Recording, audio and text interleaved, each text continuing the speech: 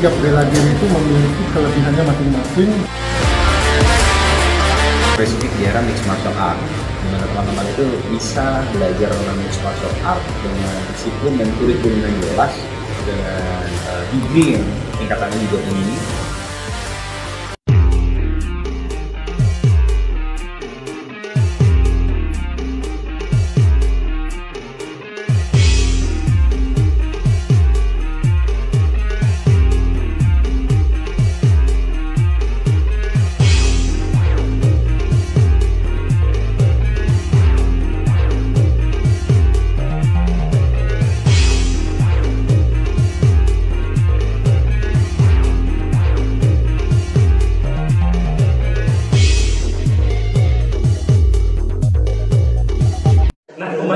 Dalam tadi, misalnya ada dua orang petarung dengan skill yang sama, skill fisiknya sama, tekniknya sama, bantingannya bagus, pukulannya bagus, tendangannya bagus, pokoknya bagus lah semuanya. Nah, tapi salah satunya tenaga dalamnya matang. Yang kira-kira menang yang mana? Yang menang itu pasti.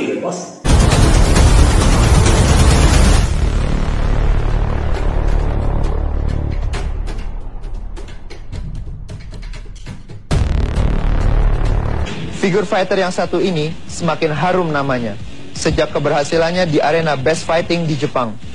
Inilah Aji Susilo yang oleh fans Jepang dijuluki Jakarta Notora atau Harimau dari Jakarta.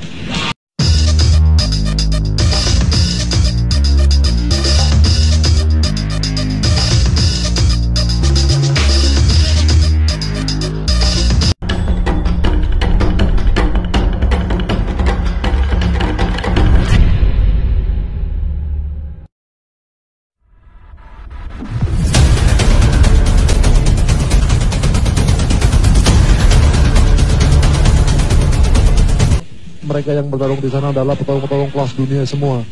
Di pertarungan Indonesia saya bisa menang, dan di luar negeri saya bisa menang. Ini suatu kebanggaan buat saya yang luar biasa. Kalau andalan saya untuk mixed martial art ini adalah, pertama saya harus melakukan stand up terlebih dahulu, kemudian saat lawan lengah, kemudian saya gunakan shoot ke bawah, take down, mount position, punch atau kuncian, itu aja.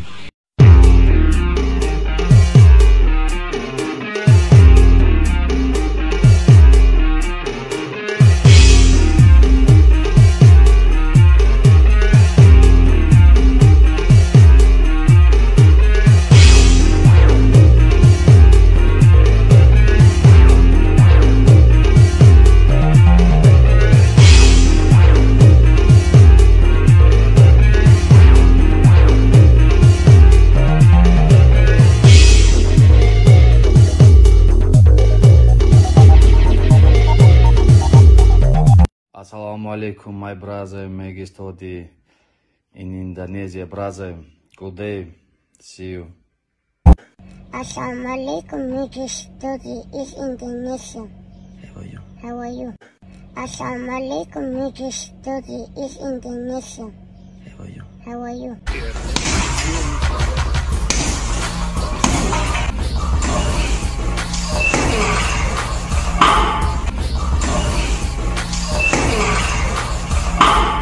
Ini genteng 10 biji dipukul pakai palu. Ini. Coba. Coba. Ya, dan yang berapa? Ya, bentar. Ya, coba. Sisa berapa? Sisa 1, 2, 3, 4, 5, 6. Si genteng yang sama yang tadi dipukul pakai palu hanya pecah 4, dan ini kita tambahin 4 lagi. Jadi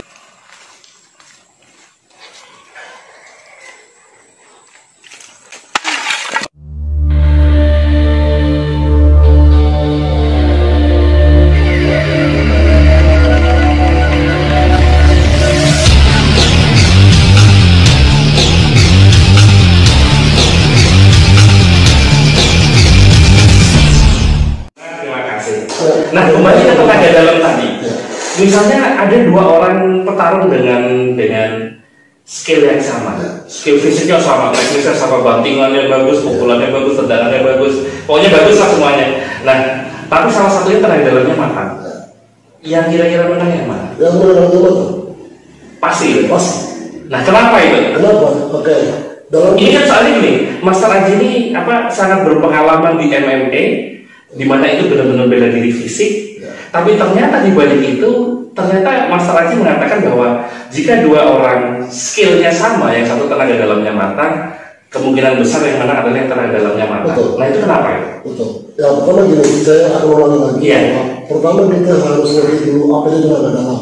Iya. Itu begitu nanti jadi. Wah, nah itu jawabannya di sini. Iya. Tapi boleh lah dibocorin sedikit biar penonton kita nggak penasaran gitu.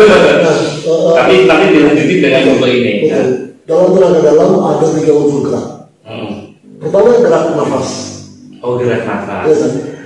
Kemudian gerak jurus atau tubuh, gerak tubuh. Gerak tubuh. Jurus deh kalau bahasa. Iya, jurus ya. Yang ketiga adalah gerak pikiran. Gerak pikiran. Nah, gabungan dari ketiganya inilah yang melahirkan tenaga dalam. Nah, pikiran ini. Cipta rasa karsa ya. Nah, pikiran ini kita bagi jadi 2. Jadi sini dalam bahasa Inggris yang dimaksud dengan pikiran sadar adalah bawah sadar. Ada mind. Ya, mind. Ada touch. Beda itu ya. Beda. Bedanya apa? Touch adalah buah pikiran. Taut itu ya. Akumulasi dari touch itulah mind. Oh, akumulasi dari thought adalah mind. Jadi buah pikiran akhirnya jadi mind. Nah, begitu menciptakan mind. Kalau di bahasa Indonesia kan aja gimana biar orang lebih paham. Betul. Jadi kalau di bahasa Indonesia agak susah. Agak susah ya. Tapi saya yakin penonton pasti bisa paham maksudnya. Jadi misalnya kita soalnya nggak semua orang paham bahasa Inggris itu. Misalnya kita jalan-jalan nih, jalan-jalan kemudian ada lihat cewek cakep. Cakep. One touch. Itu baru tahu ya. Tahun pertama, cakep nih orang. Muncul tahun lagi. Kenalan lah. Oh, tahun kedua ya. Tahun ketiga, kenalan nih. Ada kenalan. Muncul tahun lagi. Wih, orangnya ramah nih. Kita nomor HP-nya. Saat kemudian kita melakukan itu, tahun yang sudah terkumpul untuk jadi main akan melahirkan keinginan. Keinginan untuk nembak si cewek itu. Keinginan misalnya endingnya adalah kecamatan malam deh. Oh, aja malam. Itu udah main itu ya. Itu udah jadi main. Main akan memicu keinginan. Nah, saat kemudian kita melakukan itu kan otomatis kita mau kecamatan malam. Makan malam harus pakai duit kan? Iya. Kalau kita nggak punya duit, ada juga duit setoran buat setoran motor lah, setoran mobil lah. Iya. Tapi kalau begitu pikiran kita sudah terkondisi dengan keinginan, dia akan mencari cara. Ya, kita nggak mikir lagi. Iya, nggak mikir lagi. Apa aja waktu itu bisa ngajak cewek ini makan malam. Iya. Nah itulah yang saya maksud dengan main. Nah di tenaga dalam keliaran pikiran akan dikonsentrasikan. Jadi pikiran-pikiran yang kesana kemarin itu dijadikan satu. Betul. Pusatkan. Keliarannya akan diarahkan untuk sesuatu yang baik atau sesuatu yang kita inginkan. Iya. Gitu. Di sinilah yang dimaksud dengan pikiran terkonsentrasi. Nah, kekuatan pikiran jelas jauh melampaui jasad atau fisik. Dan saya pernah mendengar juga energi mengikuti pikiran. Betul. Ya. Nah, sehingga ketika pikiran itu sudah tercanang ke situ, untuk bela diri pun juga lebih mantap. Karena dulu ini maksudnya kalau saya mulai ini, mohon maaf, bukan maksud apa. Iya, ini kan pengalaman empiris, jadi berbagai pengalaman untuk memberikan inspirasi bagi kita semua. Ya. Saya belum pernah merasa sakit dipukul sama sekali nggak pernah. Belum pernah saya di demo-demo kan saya juga ada demo-demo juga ya. Iya. Kepala dimartil atau apa itu memang real benar-benar saya merasa sakit. Jadi itu pakai teknik pernapasan semuanya dan tenaga dalam. Kalau misalnya tenaga dalam nggak bisa begitu ya? Nggak mungkin ya. Secara ilmu fisikanya pun nggak mungkin ya. Nah itu tuh. Jadi memang kalau saya yang bilang, saya sebenarnya ingin menyampaikan ini ke banyak orang. Cuma kalau saya kan bukan bukan praktisi bela diri yang benar-benar aktif ya. Saya cuma belajar aja. Gitu. Tapi mungkin gini maksudnya ini maaf. Kesalahan terjadi ketika orang berhenti di tingkat itu aja. Iya, jadi semuanya saling melengkapi. Yang saya tangkap begitu, semestinya gitu. Nah, cuma kadang-kadang tenaga dalam itu dianggap nggak perlu, padahal itu adalah sesuatu yang mengoptimalkan potensi kita, memaksimalkan potensi kita. Jadi kita kalau saya meyakini bahwa dalam diri kita, dalam diri manusia ada 5 bagian utama. Apa aja itu? Pertama, lapisan yang terluar adalah fisik. Fisik, itu yang pertama, jasmani. Jasmani sangat tergantung dengan makanan yang kita makan dan juga gerak fisik kita. Nah, ini yang kebanyakan orang sadari ini ya, ini yang level ini. Betul. Nah, yang lainnya apa di atas fisik, ada lapisan yang lebih tinggi lagi. Nah, ini jarang dibahas nih, dalam ini. Energi. Energi didapatkan dengan banyak cara, tapi pada prinsipnya yang paling utama adalah melalui prana. Prana itu berarti nafas ya dia. Prana dalam bahasa Sanskrit tulisannya prana. Prana. Ya, dibacanya prana. Artinya daya hidup. Sesuatu yang menghidupkan. Jadi sebenarnya energi dapat didapatkan dari pernafasan. Kita kuat nggak makan nggak minum 40 hari loh. Ya, tapi nggak mungkin kuat nggak bernapas. Oh iya. Satu jam aja deh. Iya benar. Artinya fisik dikendalikan sama energi. Iya. Tetapi di atas fisik, di atas energi ada lagi. Apa itu? Pikiran dan perasaan. Ya, pikiran dan perasaan yang untuk mengendalikan si energi itu. Betul. Jadi sekuat-kuatnya badan itu misalnya kayak Mas Adira yang misalnya, wah, energinya luar biasa. Butuh cinta. Udah berantakan. Iya, betul. Atau mungkin dia lagi berduka. Iya. Nah, karena itu pikiran dulu harus dikendalikan. Siapa yang bisa mengendalikan pikiran? Kan kita paling tinggi katanya. Iya. No. Yang bisa mengendalikan pikiran adalah intelijensi. Beda ya, intelijensi sama pikiran ya. Intelijensi itu gimana? Intelektual adalah sesuatu yang kita dapatkan dari luar. Bukan dari diri kita ya? Bukan dari diri kita. Kita bisa belajar teknik dari teknokrat. Kita belajar kedokteran dari dokter. Iya kan? Tetapi intelijensi adalah sesuatu yang sudah didapatkan dari alam, dari sononya. Dari sononya. Kalau sedih nangis, kalau marah, iya, itu dari alam itu. Dari alam. Nah, nature gitu ya. Nature, sangat nature. Nah, semakin terbuka kita, semakin banyak pengalaman yang kita dapatkan, semakin pintar kita mengambil hikmah dari setiap pengalaman, maka akan meningkatkan intelijensi. Contoh misalnya, semakin apa sih tadi? Kita terbuka. Ya, semakin kita terbuka, semakin kita mampu mengambil hikmah dari setiap pengalaman, semakin kita mampu mengambil hikmah dari setiap pengalaman, maka kita menjadi semakin bijak. Semakin bijak untuk mengatasi masalah-masalah dalam kehidupan sehari-hari. Itu intelijensi. Kecerdasan emosi juga ya termasuk ya. Itu masuk kecerdasan emosi lebih tinggi dari kecerdasan emosi. Lebih tinggi dari karena hanya dari intelijensi inilah akan lahir yang kelima. Apa itu? Spiritualitas. Lebih tinggi lagi. Lebih tinggi lagi. Ini yang penting. Apa itu kalau spiritualitas itu sebenarnya apa? Jadi ini contoh definisinya. Kalau saya harus mendefinisikan, spiritualitas adalah ketika ego dalam diri manusia betul-betul menjadi hancur, lembut, karena dia nggak bisa mati, ego nggak bisa mati, dia hanya bisa berberai, kemudian lahirlah sesuatu yang baru, yaitu kasih tadi, dia berkembang sedemikian rupa, kemudian dia mulai sadar. Nah kalau saya berani ngomong, Tuhan yang kamu sembah di gereja, Tuhan yang kamu sembah di masjid, Tuhan yang kamu sembah di pura, dan Tuhan yang sama.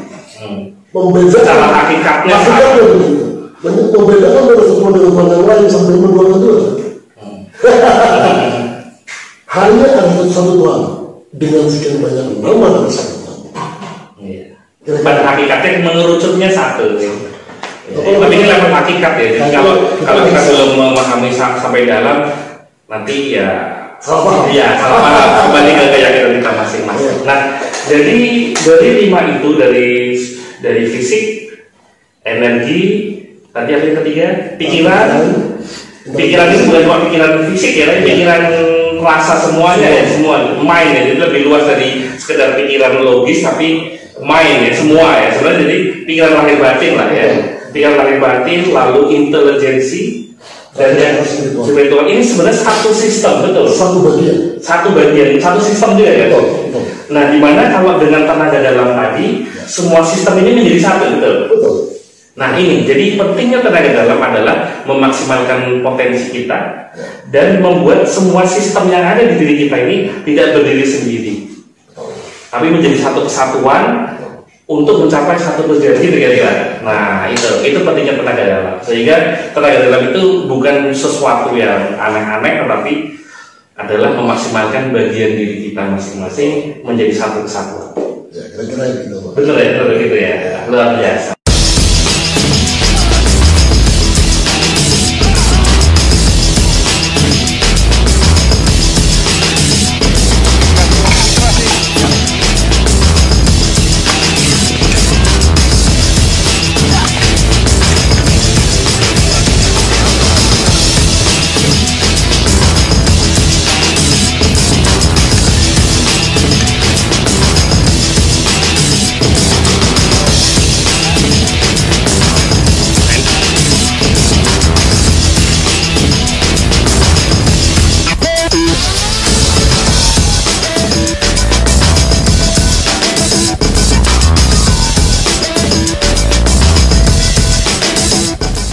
Apa yang tadi sudah disampaikan oleh Master Aji, sebetulnya apa yang disampaikan oleh Master Aji lebih ke sisi filosofi dari tenaga dalam.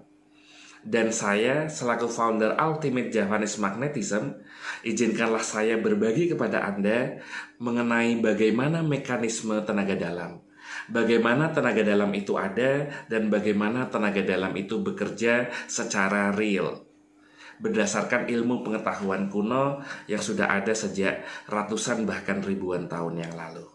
Penjelasan ini tujuannya adalah supaya kita semua tidak lagi salah dalam memahami tenaga dalam atau malah mentertawakan tenaga dalam.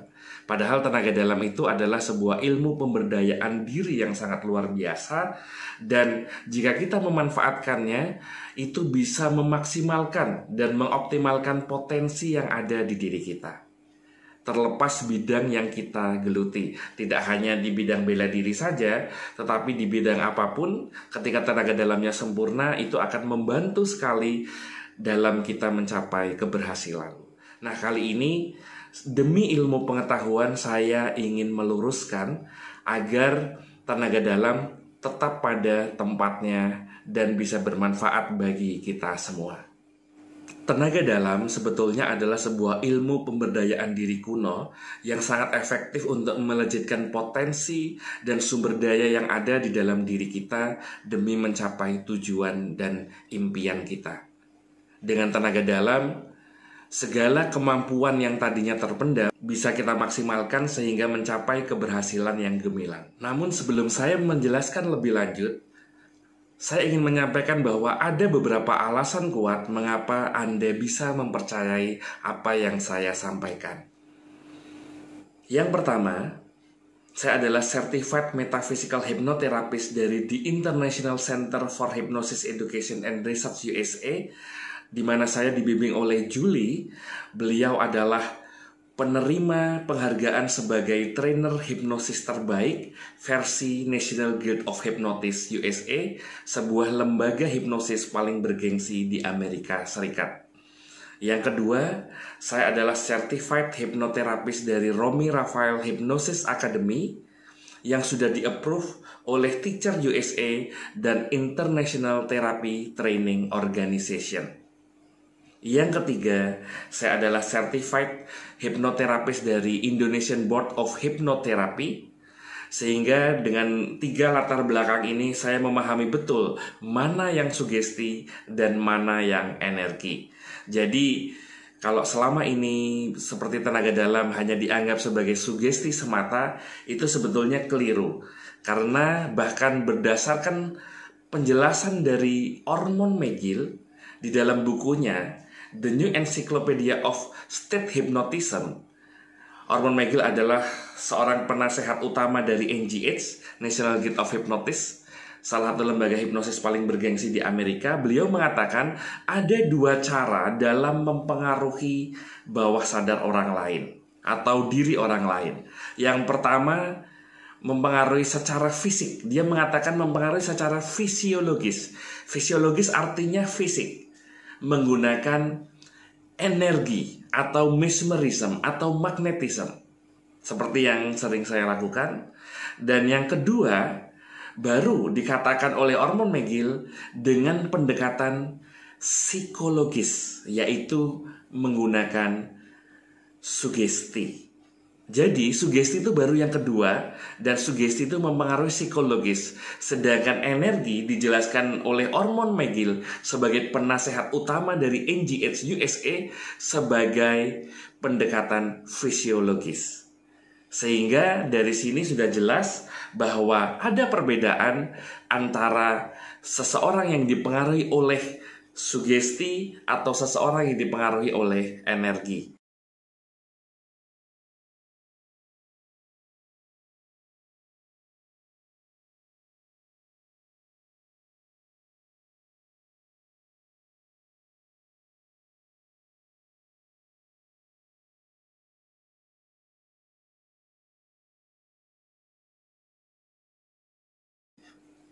Ini adalah hal yang sangat langka yang tidak semua orang paham, bahkan praktisi hipnosis sendiri tidak semuanya mengerti, sehingga seringkali orang-orang yang tidak mengerti ini memberikan informasi yang tidak seimbang sehingga menimbulkan kekeliruan pemahaman bagi khalayak umum.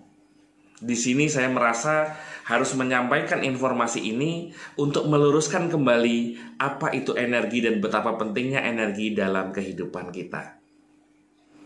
Selain itu, saya juga penulis buku Self Hypnosis dan founder Ultimate Javanese Magnetism, sebuah teknik untuk mengakses, menyerap, dan memprogram energi alam semesta untuk berbagai tujuan dan keperluan yang sudah dipelajari oleh banyak profesional dari 28 negara di 5 benua, meliputi benua Amerika, Asia, Afrika, Australia, dan Eropa. Ini adalah alasan mengapa Anda bisa mempercayai apa yang saya sampaikan.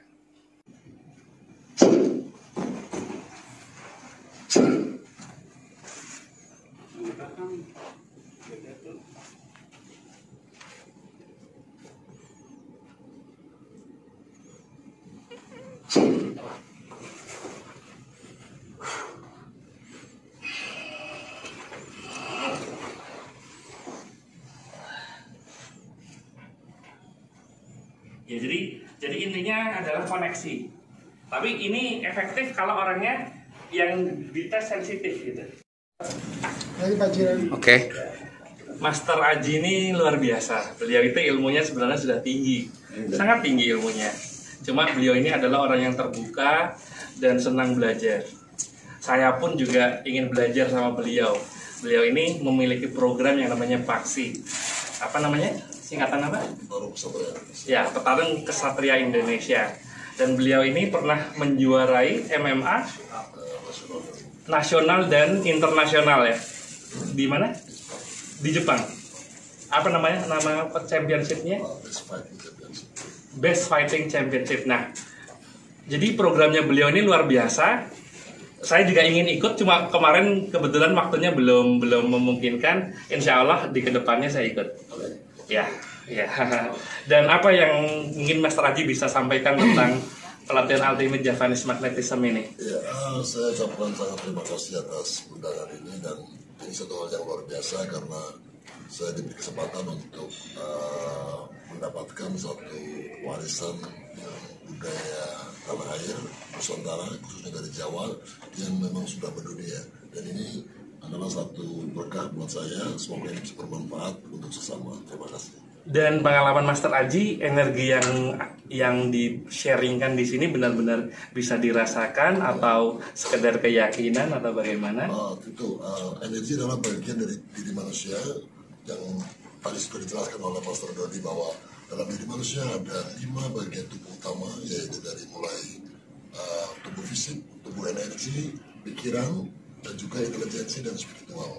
Ini luar biasa dan ini bisa diaplikasikan dalam kehidupan sehari-hari, yang tentunya mengaktifkan cakra-cakra yang ada dalam diri kita, dari Muladhara Cakra, Swadhisthana Cakra, Manipura Cakra, Anahata Cakra, Vishuddha Cakra, Agya Cakra, dan juga Sahasrara Cakra. Ini luar biasa sekali, dan ini jika kita bisa memanfaatkan ini dengan baik, saya yakin akan terjadi kebaikan, dan ini bermanfaat bagi lahir maupun batin. Terima kasih. Sama-sama, terima kasih Master Aji. Sukses selalu dengan segala bisnisnya, karirnya, dan semuanya. Terima kasih.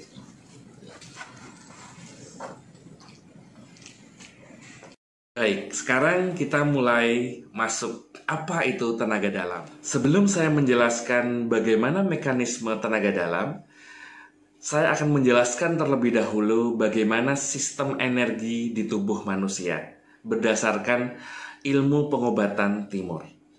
Berdasarkan kitab Wali Songo, setiap manusia membutuhkan energi prana untuk bertahan hidup. Dan karenanya manusia dilengkapi oleh alat yang alami dari Tuhan berupa lapisan tubuh magnet. Lapisan tubuh magnet ini mampu menyerap energi untuk diserap oleh tubuh manusia. Secara natural, lapisan tubuh magnet memiliki kemampuan yang sedang atau bahkan lemah dalam menyerap energi karena hanya sekedar untuk bertahan hidup. Karenanya ketika kita ingin menarik energi yang lebih besar dalam waktu yang lebih cepat, maka kita perlu untuk meningkatkan kemampuan lapisan tubuh magnet kita dalam menyerap energi. Magnetisme adalah sebuah pengetahuan untuk meningkatkan kadar magnet dalam lapisan tubuh magnet sehingga bisa menyerap energi jauh lebih cepat di atas normal. Ibaratnya, jika diibaratkan ini adalah internet, ibaratnya dari 2G ke 4G, 5G, atau bahkan 10G. Sehingga kemampuan manusia untuk menyerap energi menjadi sangat cepat. Angling Dharma, Wahyu Mahkota Rama sebenarnya adalah sebuah pitutur. Pitutur yang diharapkan menjadi pegangan seorang raja. Pitutur ini tidak berwujud kitab, tidak berupa prasasti, tetapi merupakan wejangan yang harus dicamkan, ditanam dalam hati, dan pada saatnya yang dengarlah Angling Dharma. Seorang raja akan menjadi sempurna kalau ia memiliki 9 watak seperti yang akan aku sebutkan ini. Matahari, berwataklah kamu seperti matahari, sebagai sumber terang pemberi kehidupan.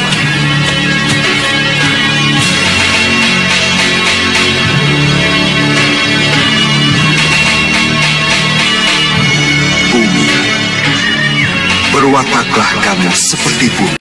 Lalu apa manfaatnya ketika kita bisa menyerap energi dengan sangat cepat? Sebenarnya di alam semesta ini banyak sekali stasiun energi.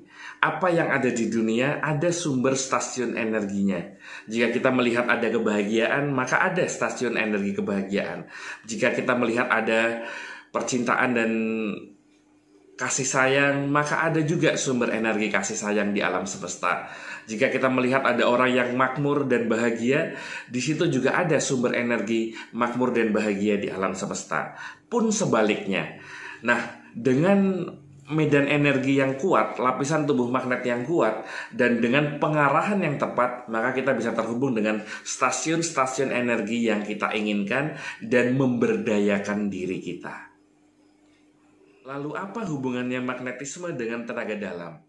Jika magnetisme adalah suatu teknik untuk meningkatkan kadar magnet energi dalam lapisan tubuh magnet, maka tenaga dalam adalah suatu teknik untuk memadatkan energi yang sudah diserap oleh tubuh kita, oleh lapisan tubuh magnet kita, dan dimasukkan ke suatu titik di bawah pusar yang dinamakan tantian bawah. Di tantian bawah inilah energi yang sudah diserap dimasak dan dipadatkan menjadi suatu energi baru yang bernama tenaga dalam. Beginilah mekanisme tenaga dalam secara teknis.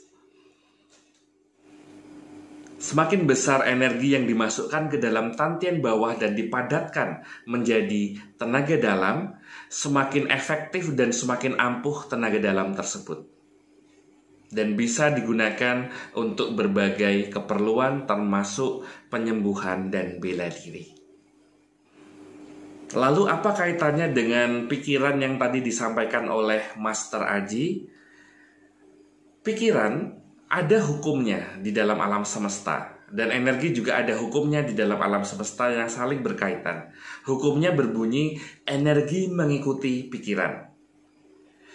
Energy flows where attention goes. So, jadi energi ini yang tadi sudah dikumpulkan dan dipadatkan di tantian bawah dan menjadi tenaga dalam, akan membooster segala pemikiran dan atensi kita, terutama yang kita sengaja untuk kita capai.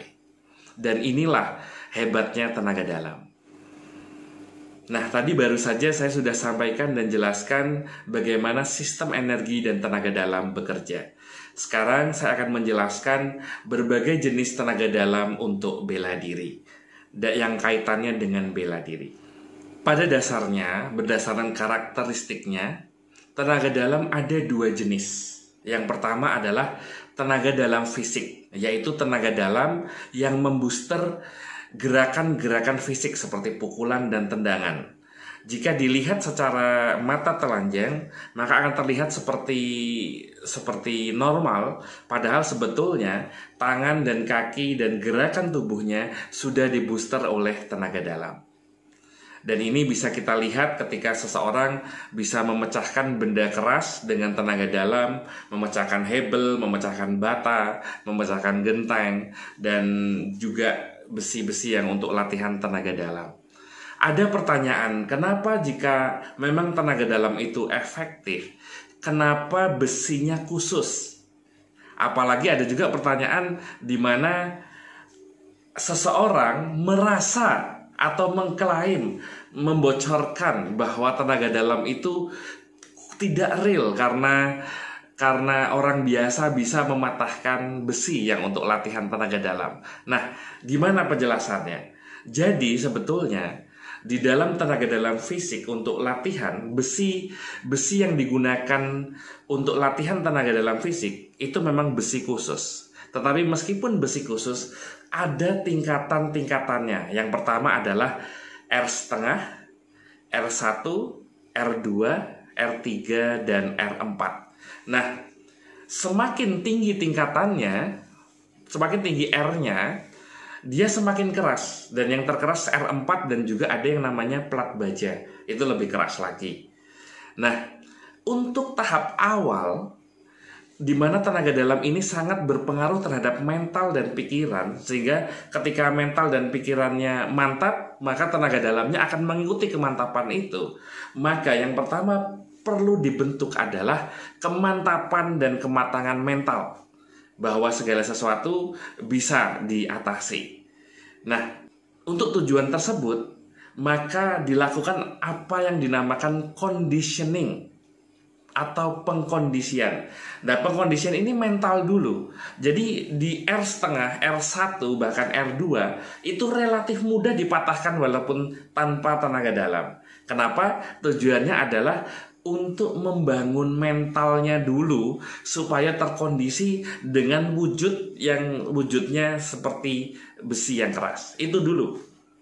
Nah, sayangnya ini lalu diklaim bahwa tenaga dalam hanyalah menggunakan besi-besi yang mudah dipatahkan. Padahal tidak demikian.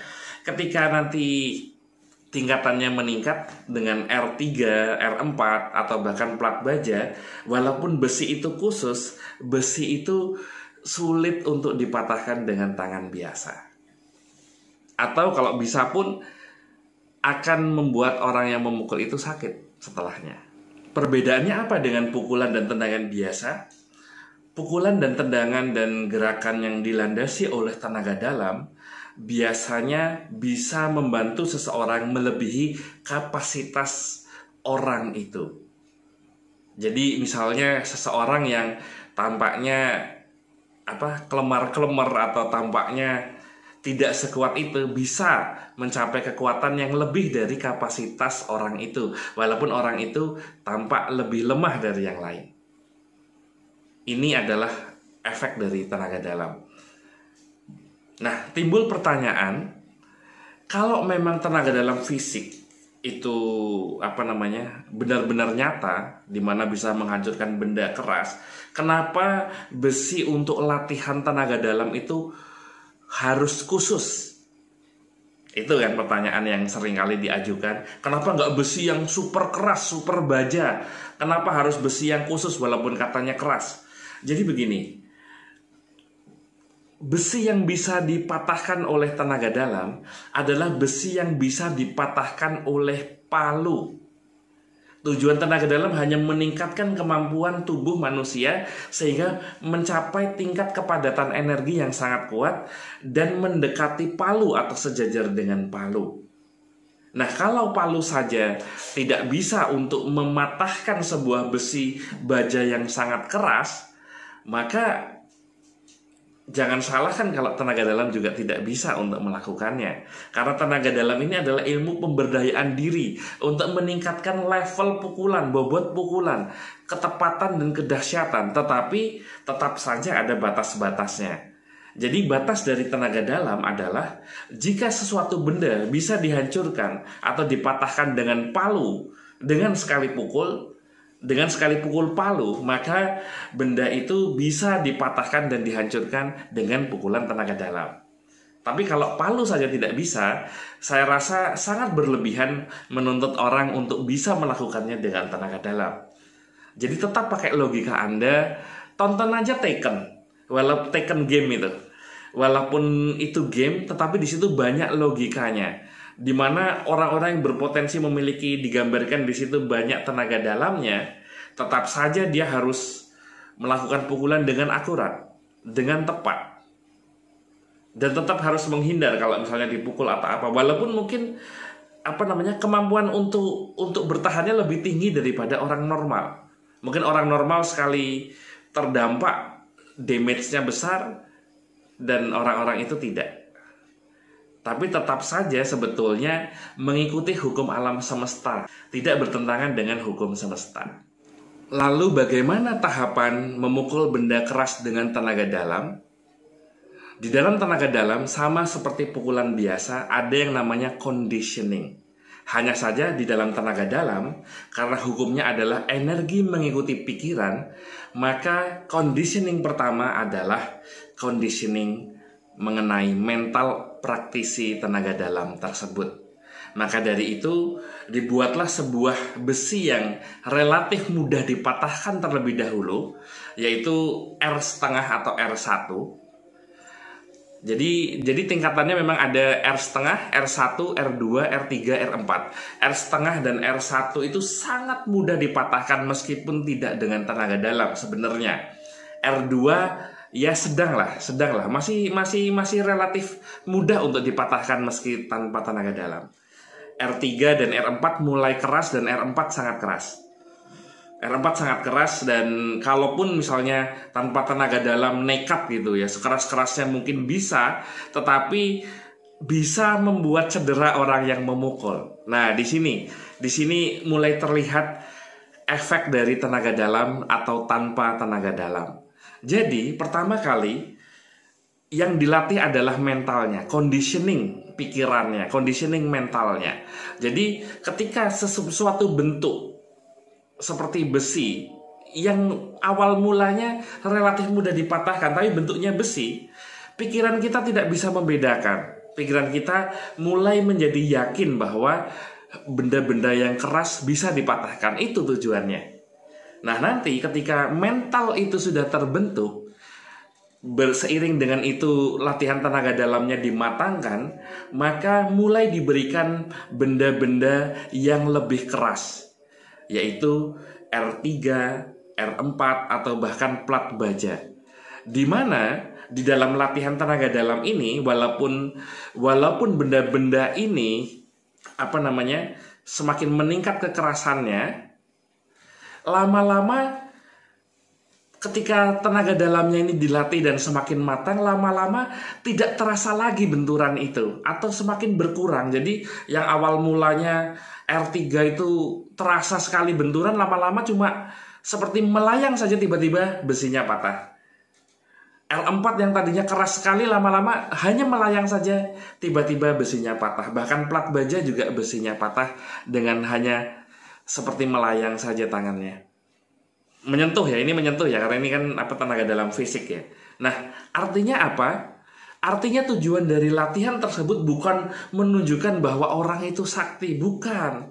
Tetapi semakin kerasnya benda dan semakin kita tidak terasa bahwa benda itu keras, artinya tenaga dalam kita sudah meningkat. Dan alat-alat tersebut adalah media untuk mengukur sedalam mana tenaga dalam kita. Karena semakin tajam tenaga dalam kita, semakin tidak terasa untuk mematahkan benda-benda yang keras tersebut. Jadi bukan cuma soal, oh saya nggak pakai tenaga dalam bisa loh matahin itu. Tetapi dampaknya setelahnya apa? Sakitnya kayak apa? Itu harus fair loh kita. Jadi nggak boleh kita tidak fair dengan, apalagi ya ada ya seorang oknum yang mungkin kurang berpengalaman, tapi juga mungkin juga dia tahu tapi agak curang gitu. Dia membongkar tenaga dalam sebenarnya nggak ada apa-apanya, itu cuma trik aja karena sebenarnya besinya mudah dipatahkan. Tapi yang dia contohkan adalah besi yang paling rendah yang untuk conditioning mental tadi. Kenapa bukan yang R4 atau plat baja dan dia mematahkan dengan mudah? Ini yang nggak fair. Kalau memang seseorang mengatakan tenaga dalam tidak ada gunanya, harusnya dan mudah saja mematahkan tuh yang keras-keras sekali yang dijadikan contoh. Jangan yang besi yang R1 atau R1/2 gitu. Karena itu memang cuma untuk pengkondisian mental. Tetapi kalau sudah R4, plat baja, itu bukan pengkondisian mental lagi. Kalau tenaga dalamnya belum terkondisi dengan baik, ya sakit sendiri. Dan itu bisa cedera, bisa berbahaya. Apalagi yang sudah matang lagi mematahkan balok es. Itu balok es itu juga keras sekali itu. Dan ada juga yang terlalu pede, saya bisa mematahkan balok es, main pukul saja dan malah patah tulang, ada. Sehingga tenaga dalam itu benar-benar ilmu untuk latihan tenaga dalam itu benar-benar teknik conditioning baik mental maupun fisik dan tenaga dalam, sehingga kemampuan seseorang dari hari demi hari meningkat dari yang tadinya terasa benturan keras itu sampai tidak terasa karena sudah semakin sempurna. Dan itu pun juga kalau terus-terusan juga namanya manusia ada batasnya. Maka dari itu tujuan dari latihan tenaga dalam sejatinya hanyalah meningkatkan kemampuan dan keefektifan dari pukulan kita. Jadi jangan disalahartikan lalu menjadi Superman orang yang memiliki tenaga dalam, tidak. Orang yang mengembangkan potensinya semaksimal mungkin, iya. Tapi menjadi Superman tidak. Karena kalau Superman kan sudah hampir terlepas dari hukum-hukum semesta di bumi ini. Sedangkan praktisi tenaga dalam, dia hanya meningkatkan kapasitas dan levelnya saja, bukan lalu berubah menjadi Superman. Semoga bisa dipahami.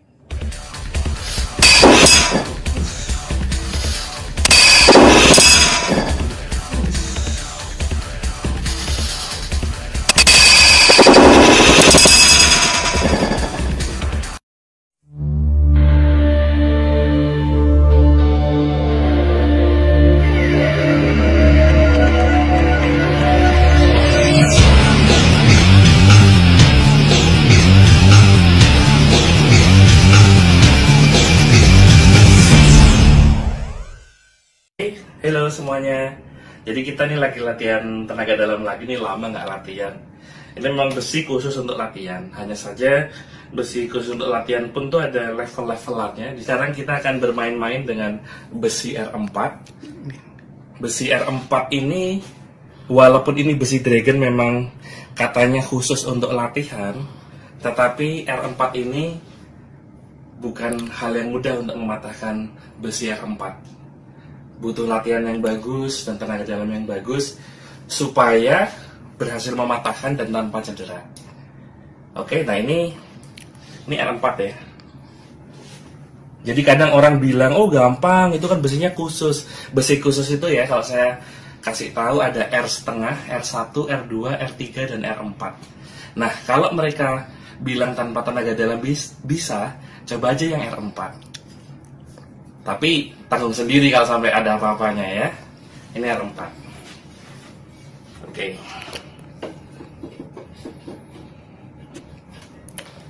Oke, the same.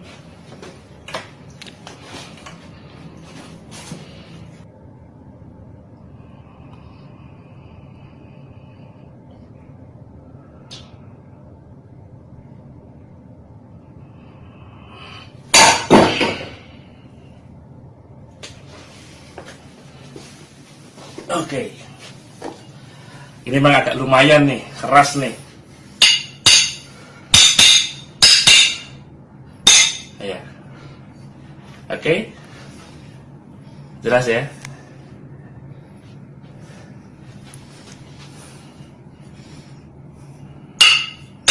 Oke. Oke. Nah, sekarang kita akan belajar pada pakai K14. K14. Ini katanya plat baja dan konon sih katanya justru lebih keras walaupun kelihatannya lebih sederhana dari yang R4 tadi.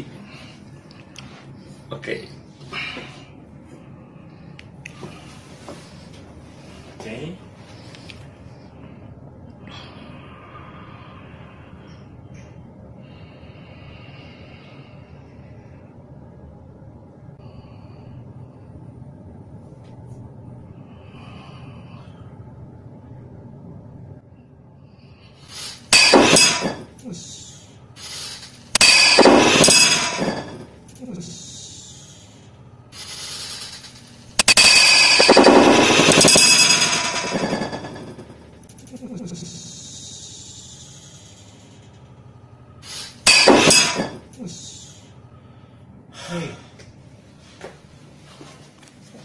Keping.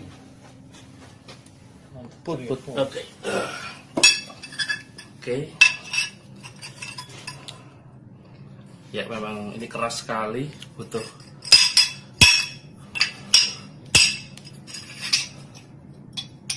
ya.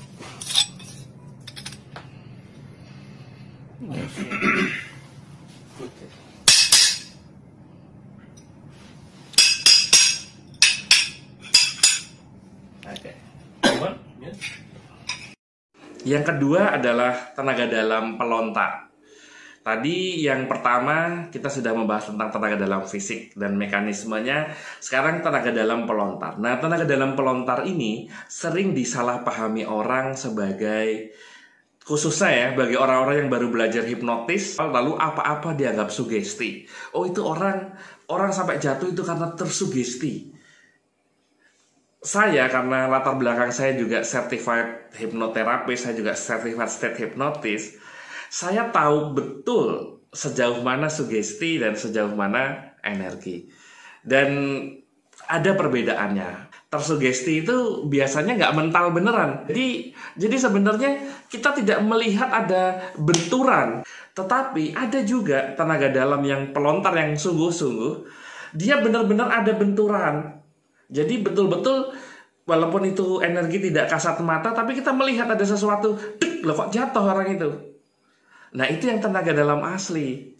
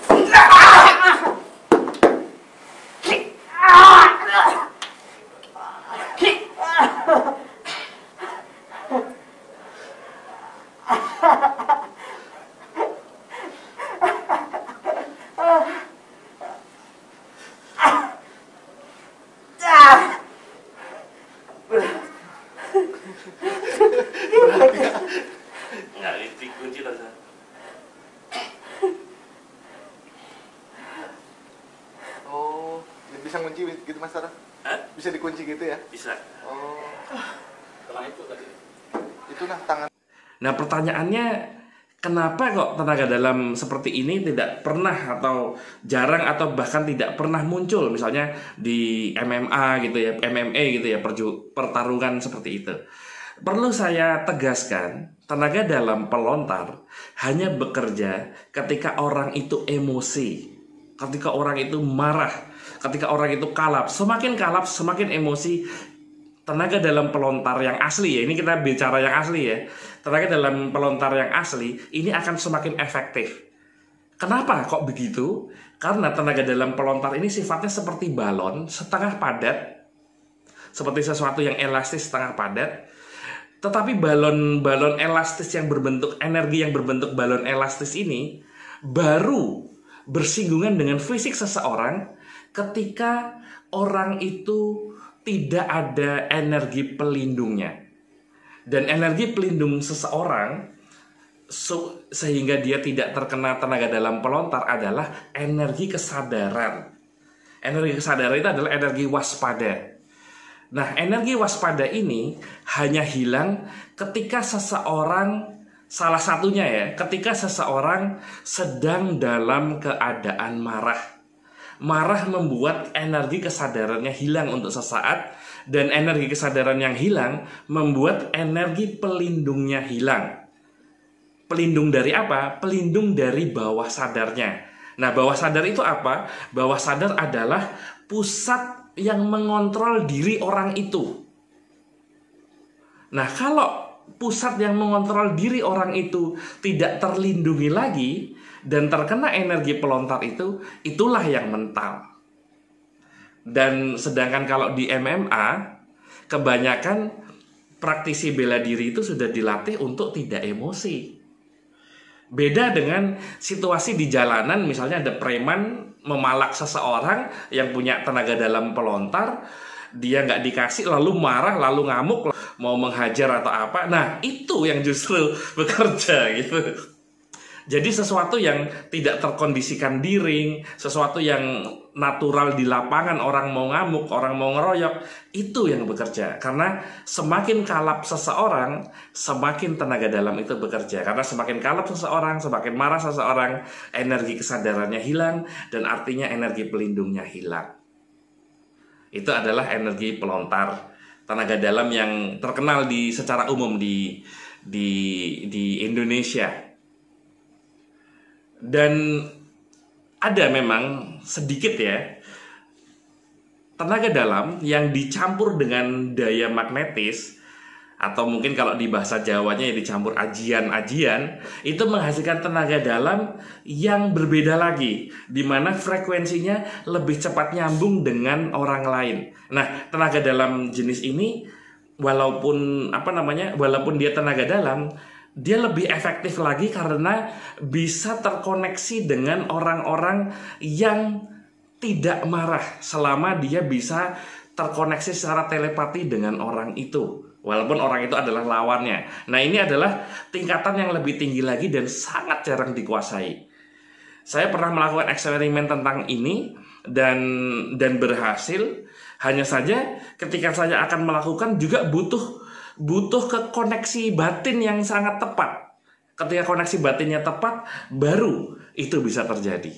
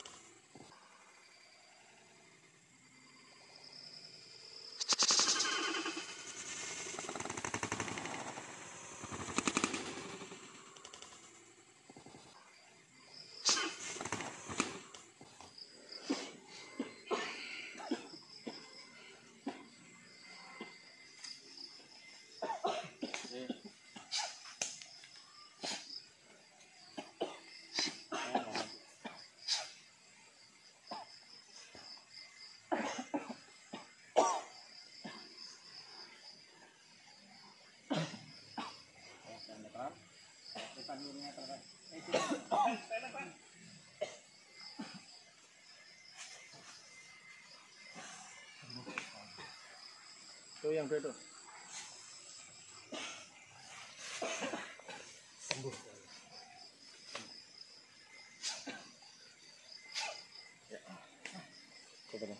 udah Oke, terima kasih. Ya. Jadi di dalam tenaga dalam ini sebetulnya ada yang namanya sistem energi manusia, dan tidak pernah bertentangan dengan sistem energi itu. Jadi tidak pernah juga bertentangan dengan hukum alam. Tidak ada sesuatu yang bertentangan dengan hukum alam. Yang ada adalah bertentangan dengan yang kita ketahui tentang alam.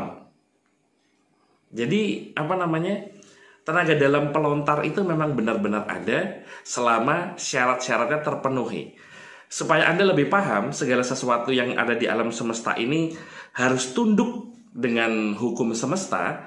Saya contohkan ini korek nih, ini korek api. Dari penjualnya dikatakan bahwa korek api ini jika dinyalakan bisa mengeluarkan api, di mana api itu bisa untuk membakar. Ini bisa untuk membakar apapun, penjualnya bilang begitu. Tetapi ternyata ketika digunakan untuk membakar kertas basah, ternyata tidak bisa. Lalu apakah salah apinya? Tidak.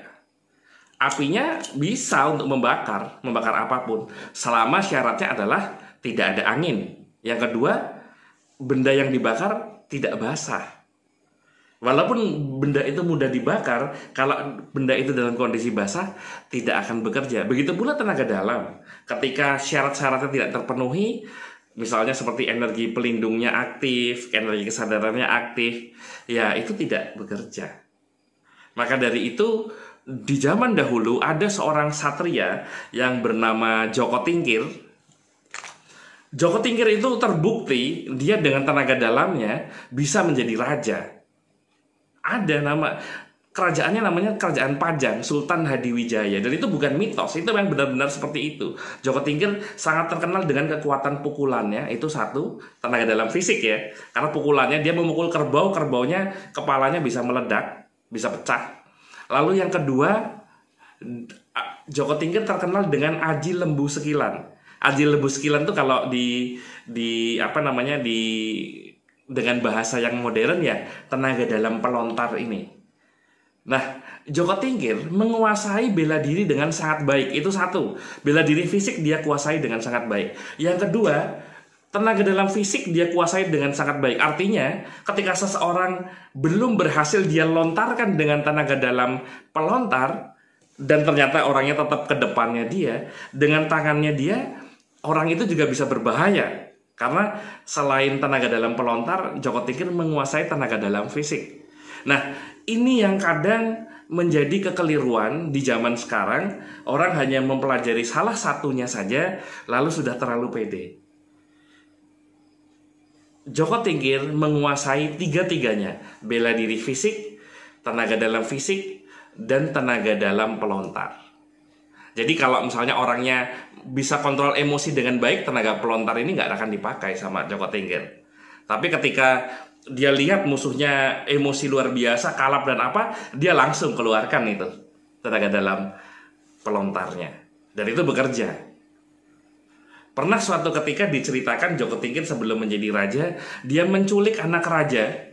Di mana ketika anak raja ini diculik, seorang gadis gitu ya, ketika anak raja ini diculik, prajurit ini sudah, mana siapa yang menculik? Mereka sudah berangkat, tapi ketika mendengar berita bahwa yang menculik Joko Tingkir, semuanya mundur. Nah pertanyaannya, jika dia nggak punya tenaga dalam yang luar biasa, apalagi di zaman itu, dia mungkin sudah habis mungkin Joko Tingkir. Tapi ternyata tidak. Dia benar-benar nekat itu menculik gadis anak si raja. Nah, di sini kita bisa ini karena ini sejarah ya, ini benar-benar terjadi gitu. Dan ini tidak jauh dari zaman sekarang karena Kerajaan Pajang itu sebelum Kerajaan Mataram Islam. Kerajaan Mataram Islam itu Mataram Islam itu sekitar 500 tahun yang lalu.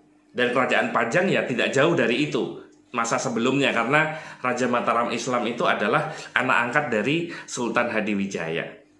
Nah, di sini bisa kelihatan bahwa tenaga dalam yang luar biasa yang diolah oleh Joko Tingkir ini ternyata hanya sebagai pelengkap bela dirinya. Jadi yang utama bela diri fisiknya, tenaga dalam fisiknya, dan tenaga dalam pelontarnya untuk melengkapi itu semua. semoga ini bisa memberikan pemahaman bagi kita semua.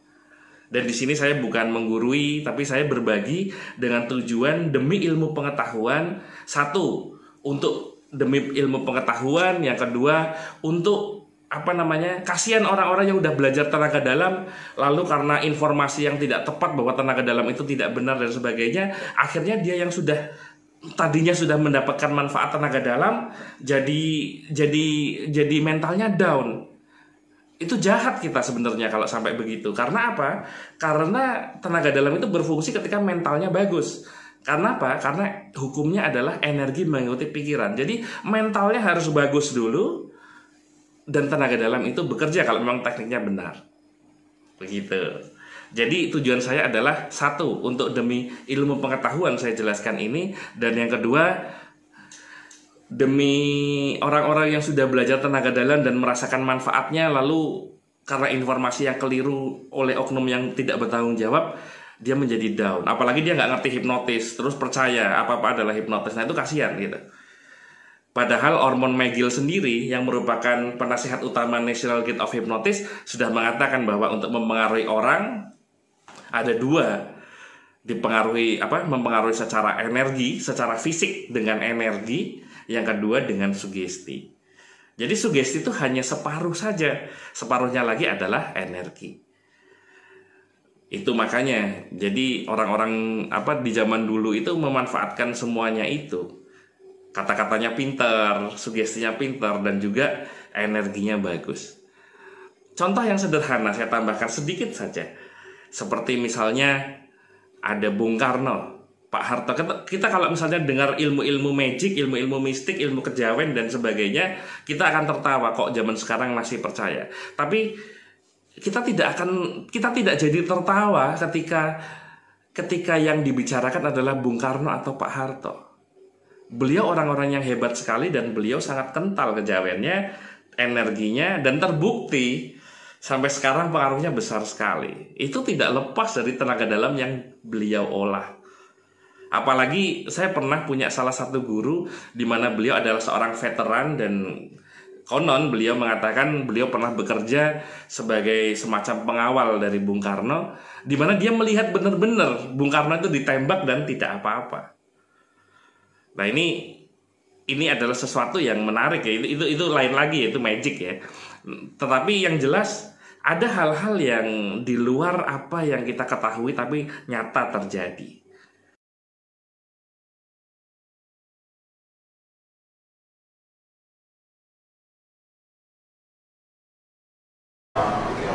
Nah sekarang kasus paling unik kan 25 tahun mungkin nggak ada yang unik gitu. Ada nggak? Ya unik banyak lah ya. Mainstream gitu. Ya yang unik mah banyak lah. Kayak pada begitu banyak, yang kejadian yang serem juga banyak. Yang pelaku ditembak, ada yang nggak mempan. Oh gitu. Banyak. Tapi kita ya karena udah biasa ngadepin seperti itu ya, kita mah ikhlas direla. Judulnya ya kita sebagai anggota polisi nggak boleh kalah sama penjahat apapun itu. Dikepung puluhan polisi bersenjata lengkap tidak membuat gentar lelaki parubaya bernama Tarsan ini.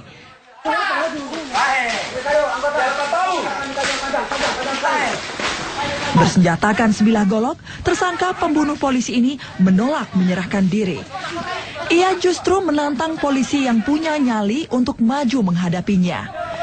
Warga desa Batu Layar, Kecamatan Bongomeme, Gorontalo, Provinsi Gorontalo ini terus menepuk-nepuk dada menantang polisi untuk menumpahkan peluru mereka.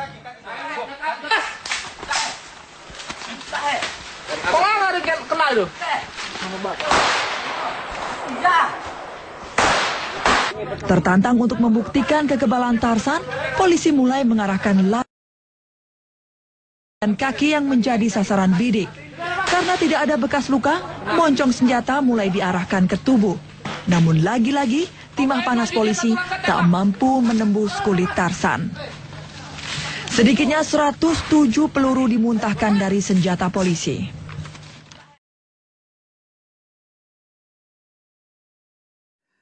Ya, di sini semoga apa yang saya sampaikan ini memberi semacam inspirasi dan membuka pikiran kita bahwa semua ilmu itu bermanfaat dan saling melengkapi ketika tidak terlalu berlebihan porsinya.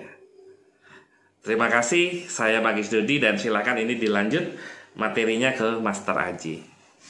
Master Aji, saya mau tanya nih, ada nggak kira-kira yang bisa ya dari pengalaman Master Aji itu menguasai diri, menguasai yang main menguasai diri, menguasai batin, ada nggak kira-kira bisa ditunjukin? Sebenarnya saya pernah tunjukin juga saat saya dulu di show di The Master. Banyak kita tahu kan namanya juga magician, kita menggunakan gimmick, menggunakan trik dan sebagainya. Tapi juga ada beberapa permainan yang memang real. Memang real, jadi bukan trik ya? Bukan trik. Asli teknik ya? Nah kalau di sini apa ini? Jadi penasaran. Mungkin misalnya mematikan denyut nadi. Maksudnya gimana? Mematikan denyut jantung. Denyut jantungnya siapa? Saya. Oh gitu? Ya. Kan logikanya kalau denyut nadi nggak ada itu orangnya. Seharusnya biasanya kalau denyut nadi nggak ada berarti orangnya meninggal.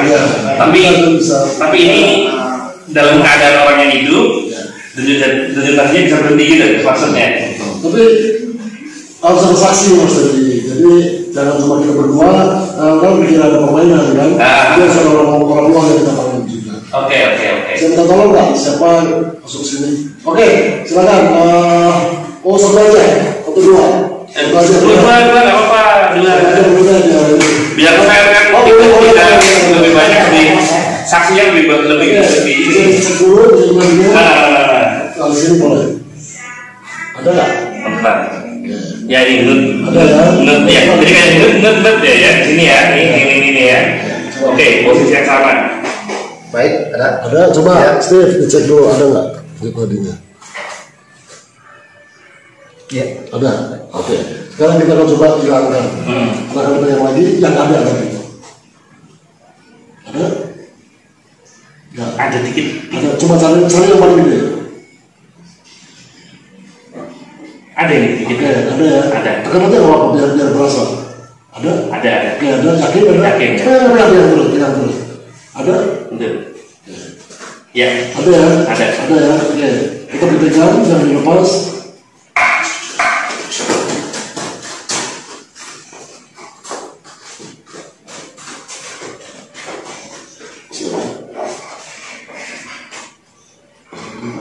Enggak. Coba Steve. Bener loh. Ya coba ada enggak. Coba Steve.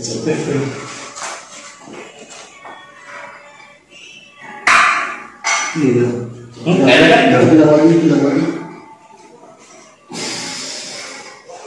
Ini kembali lagi nih. Wah, keren nih. Kamu dari saya. Luar biasa. Master Aji.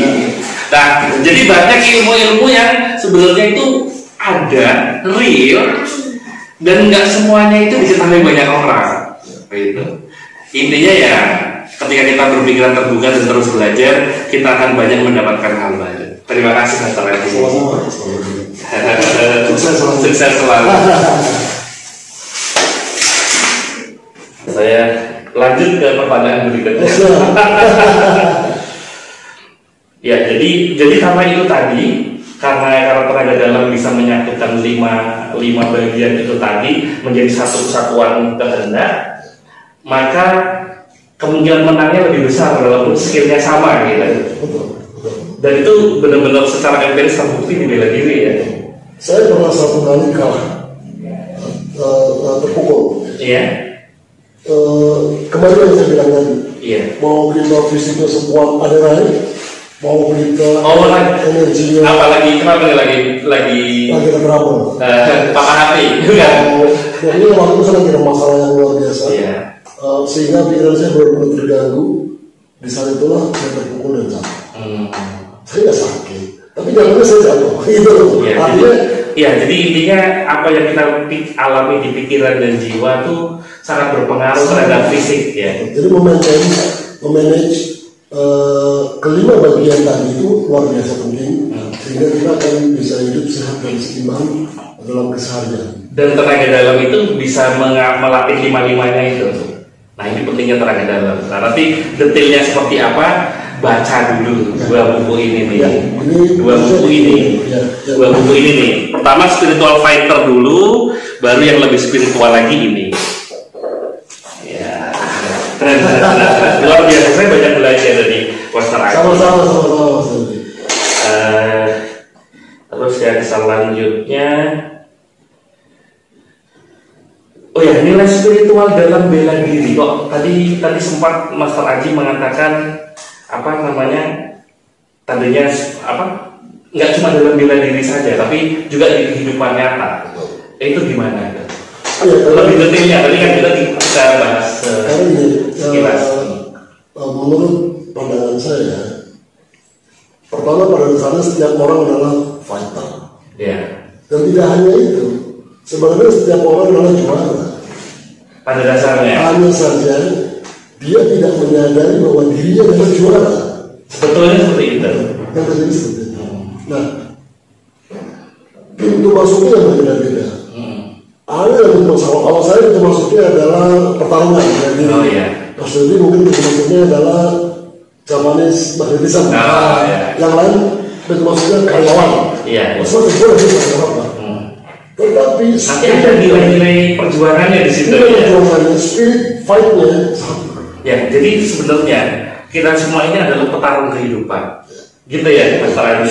Tentu semua itu apa? Kita semua adalah petarung kehidupan dan kita berjuang dengan cara kita masing-masing, dengan jalan masing-masing. Namun sebenarnya ada prinsip-prinsip yang sifatnya universal di dalam setiap bidang yang kita geluti.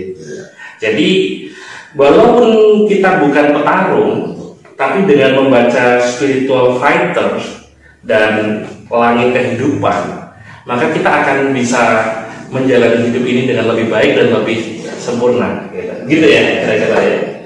Dan ini ditulis oleh orang yang memang benar-benar secara empiris berhasil menjadi juara dunia. Apa yang saya tulis, saya berupaya sekeras mungkin, tidak hanya teori, tidak hanya baca buku, tidak hanya satu. Ini murni original. Dan ini lama loh saya menginginkan ini, dapat. Terima kasih. Iya, keren. Nah ini juga saya apa? Tadi kan memang spiritual dalam bela diri yang diaplikasikan dalam kehidupan sehari-hari. Nah ini yang paling belakang ini mungkin tadi sudah dibahas juga sih, spiritual dalam kehidupan dan kaitannya dengan meditasi tentu. Terlalu banyak salah pahaman tentang meditasi, berdalam di Indonesia gitu. Tapi hal yang paling sering dikaitkan dengan meditasi adalah konsentrasi. Padahal konsentrasi dan meditasi adalah dua hal yang berbeda. Bedanya gimana? Bahkan bertolak belakang.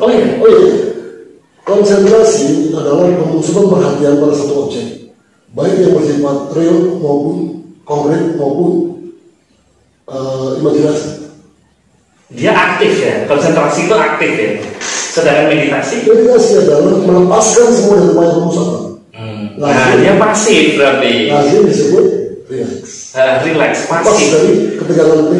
Bukan memusatkan yang aktif, tetapi dia itu pasif.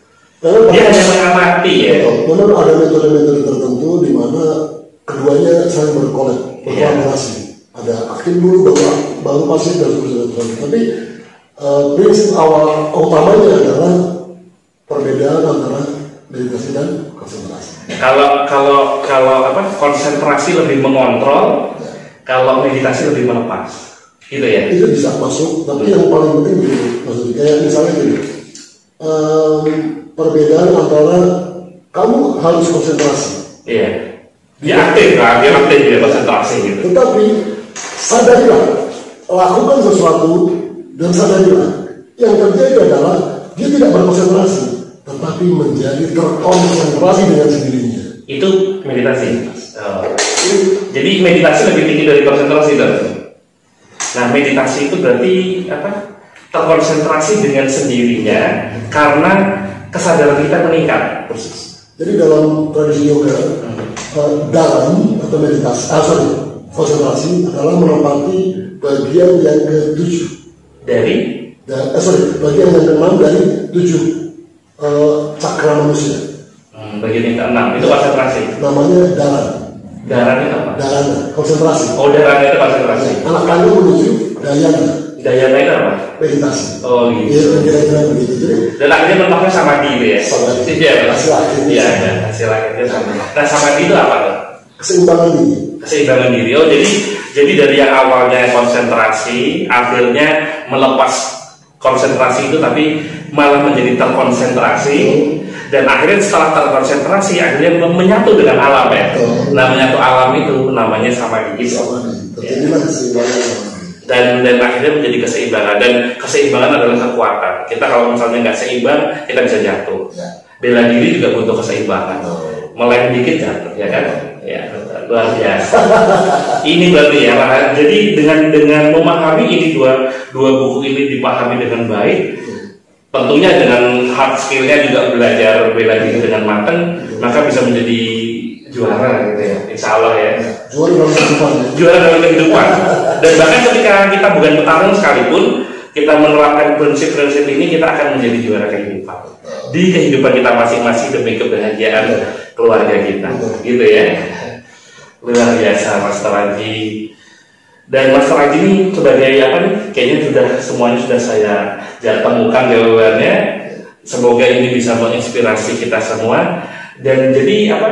Bisa diceritakan singkat lagi apa prestasi-prestasi apa saja yang sudah dicapai Mas Raji di bela diri, karena ini yang paling utama kan, dari spiritual, dari sulap, dari apa namanya, dari bela diri yang utama, dan spiritual melengkapi. Mungkin sulap juga melengkapi, karena kan sulap itu kan ada trik-trik yang dimana mentalnya jadi berani untuk dalam tanda petik mengelabui orang perangan gitu. Tapi itu juga jadi melatih mental di misalnya kayaknya mau mukul tapi nendang ya. Dengan audiens, dengan pikiran masing-masing, dan kita bisa membuat mereka terfokus pada satu tujuan.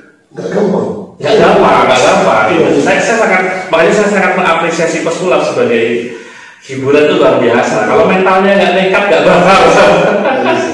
Itu juga salah satu bagian yang membuat saya lebih bisa mengontrol pengaruh kan itu ya. Nah ketiganya itu akhirnya melahirkan prestasi di dalam bela diri terutama ya, yang paling menonjol ya. Itu apa saja tadi detailnya yang sudah dilalui Master Aji sampai sekarang? Ada Bogor Fighting Camp, dan muridnya Master Aji ini keren-keren loh. Banyak yang cantik-cantik dan terkenal. Saya pernah lihat ya, jadi kalau di bela diri sih prestasi yang pernah saya dapetin apa ya? Mungkin saya dirikan paksi tadi. Iya, dirikan paksi. Saya juara nasional 2002 ya. Juara nasional 2002. MMA yang pertama, legend ya. Di kelas menengah. Di kelas menengah, dan juga di tadi antar Jepang itu tadi. Kemudian saya adalah orang Indonesia pertama yang mampu memberi merah putih di Jepang. Nah, kejuaraan dunia mengibarkan merah putih pertama di kejuaraan MMA di Jepang, kejuaraan bergengsi. Luar biasa. Saya sangat hormat kepada Mas Raji. Dan ternyata tidak terasa udah apa nih? Sudah semua yang ingin saya tanyakan. Ini semoga bisa menginspirasi kita semua. Dan tentunya nanti kita akan ketemu lagi dengan topik-topik yang juga menarik berikutnya. Dan saya ucapkan terima kasih sekali kepada sama-sama. Terima kasih sudah mau datang, sudah bersama di sini. Ya, barangkali kita yang sama. Ya. Tapi kalau pas pelatihan saya marilah. Ya. Dan ini di sini Bogor Fighting Camp, bagi Anda yang mungkin di sekitar Bogor, kalau mau belajar gimana, hubungi siapa, dan nanti belajar apa saja di sini. Bisa dijelasin sekalian. Ini kan banyak yang mungkin tertarik. Untuk teman-teman yang ada di sekitar Bogor atau mungkin Jabodetabek, boleh kalau pengen latihan boxing, muay thai, BJJ dan MMA, datang ke Bogor Fighting Camp. Tempatnya ada di Komplek Baransian Indah di Pos Elang, di Pos Elang, Bogor Timur, Kota Bogor. Ya mungkin cari di Google itu namanya Bogor Fighting Camp, langsung keluar dia ya. Iya. Oke. Nah, dan itu latihannya kapan aja atau bisa privat juga? Hari Senin sampai hari Sabtu. Dari jam 9 sampai jam 9 malam. 9 pagi sampai jam 9 malam. Senin sampai Sabtu jam 9 pagi sampai 9 malam. Jadi kapanpun waktu Anda santai bisa berlatih, bisa saling menyesuaikan ya. Iya. Oke, terima kasih Mas Haji. Insyaallah kita bisa ketemu lagi nanti ngobrol-ngobrol, ngopi-ngopi. Terima kasih. Terima kasih.